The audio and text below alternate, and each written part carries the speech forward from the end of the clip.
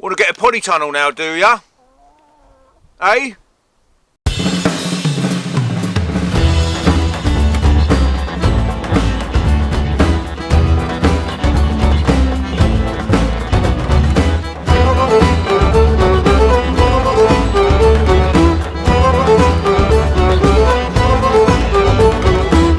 Now, polytunnels are a great way to extend your growing season. Not only can they allow you to grow exotic things in a more temperate climate, they can actually allow you to grow some of the more summer vegetables you would normally grow outside during the winter time.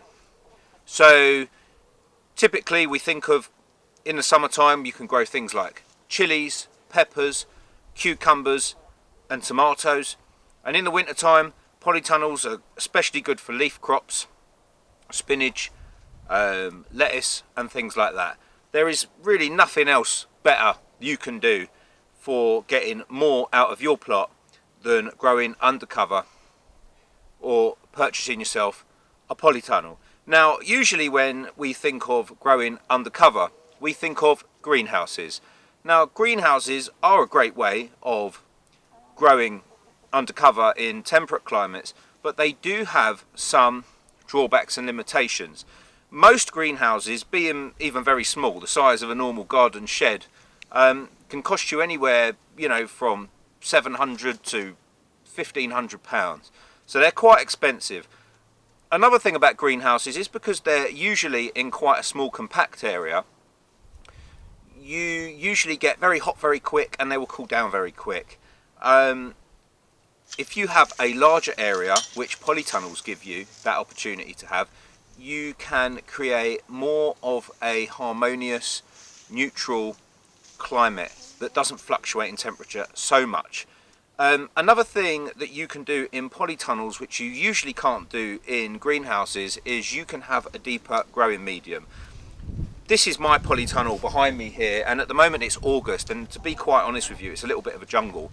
And what I did here was I fixed my polytunnel to the ground and I added about 400 millimeters of compost, and I turned it into the soil underneath. So this has got a very deep growing medium. Now, in greenhouses, really you can create small beds and things like that, but you usually end up growing things in pots, and there's a massive difference between growing things in pots and in the soil. You can achieve much bigger, robust plants with a deeper substrate, and polytunnels usually give you that advantage.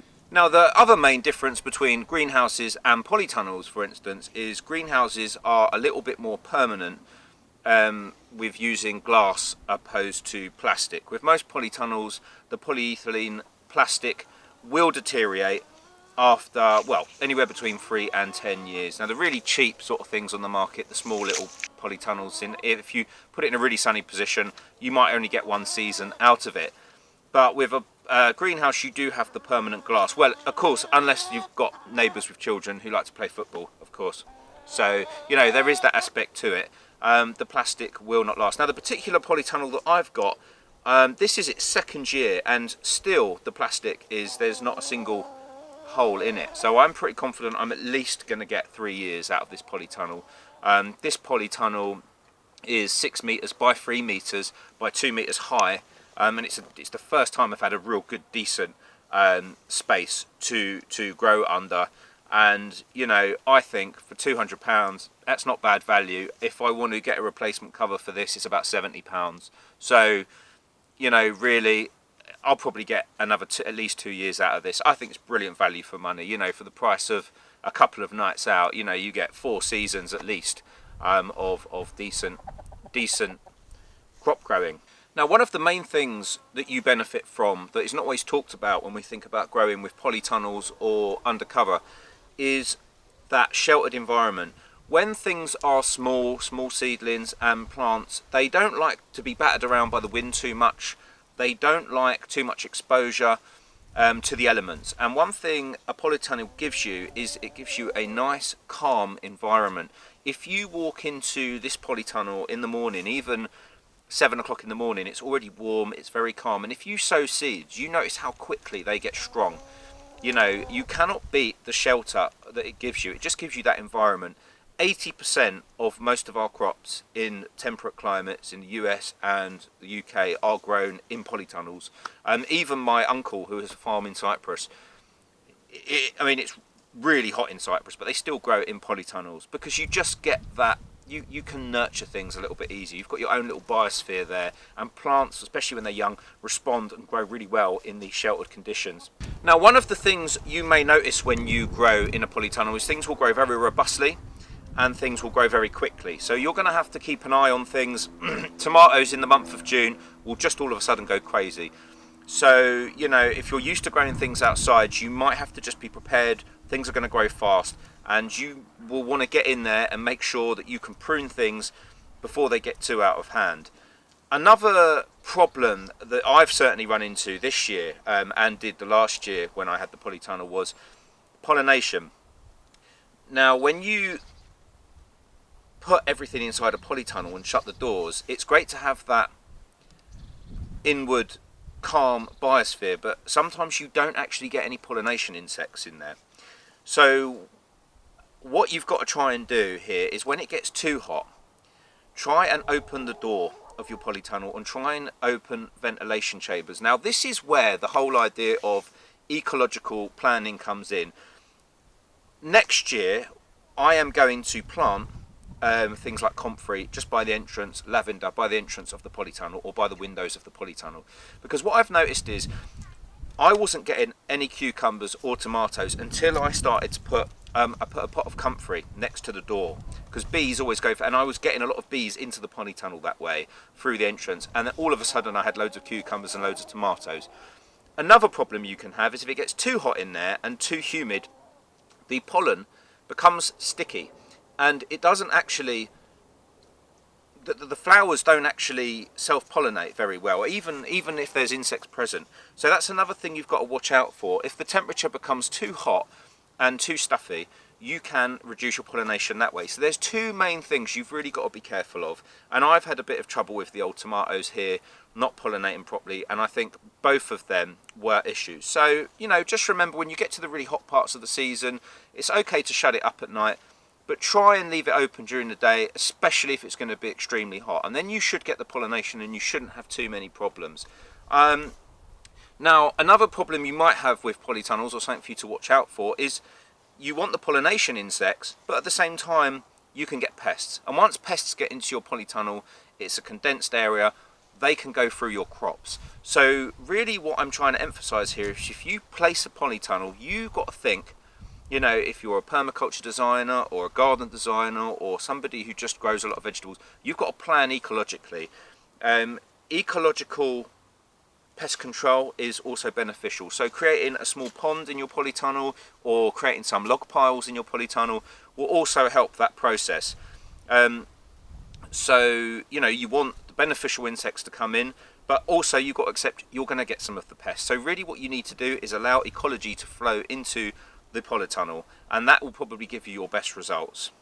Now, in a minute I'll give you a little bit of a quick tour through the polytunnels, just so you can see some of the things that are growing in there and some of the things that you can grow in your polytunnel, and I'll show you the stepping stone sort of method I use in there.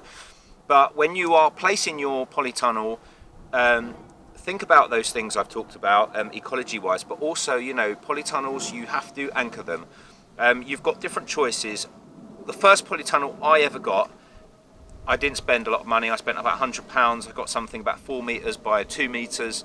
It was a small little garden greenhouse type polytunnel, but I went for the cheap option, and the problem is, you know, the poles were quite flimsy and they were connected with plastic connectors. The first problem is I anchored it, I pegged it, but 80 mile an hour wind, hurricane came through in about a month's time and it just blew the thing apart. So you've got to think about anchoring it properly. Two things here. The big industrial polytunnels, if you want to go for something big, industrial, the ones that you might imagine in your head when you think of polytunnels, they're okay because they've got the galvanized structure. So anything 6 meters, 4 meters, 3 meters, spend a bit more and get the galvanized, the metal frame, preferably ones that you screw together. The one behind me, this cost £200. it is a screw together system where the poles fit in, and then the screws, and then you tighten the nuts, and that way at least you know the structure's strong. Then you've got to anchor it. What you can do is you can use big pegs, or you can concrete poles into the corners. You can use U-nails, or you can use brackets and basically screw brackets into the timber, and that will around the poles, and that will keep it stuck to the floor. What I've done here is I've used sleepers, big timber sleepers all the way around the outside as retainers to the side, and then I've put U-nails into them, and then I've cable tied the structure to that, and that's worked really well. It's effectively glued to the floor. So that's also another thing, you know, anchor in and get yourself a half decent one. I spent £200. This thing is going to last me at least 10-15 years. It's 6 metres by 3 metres by 2 metres high. I'd say most people that are passionate about growing vegetables, you could put one of these in your garden, you know, unless you live in a tiny little garden in London, in which case you might want to, maybe a polytunnel's not for you. But this is, if you really are serious about growing crops and self-sufficiency, I just say you've really got to try and get one of these. You know, this is the way to have an extended season. Tomatoes, for instance, you know, you end up with so many tomatoes, you can then think about canning the tomatoes. You get tomatoes all the way up to November, and that's the beauty of it, you know, and you can can them, boil them into big batch loads, chutneys and things, and you can keep them throughout the winter time. So yeah, a few fundamentals here then. If you're gonna buy a polytunnel, try and get the metal structured ones.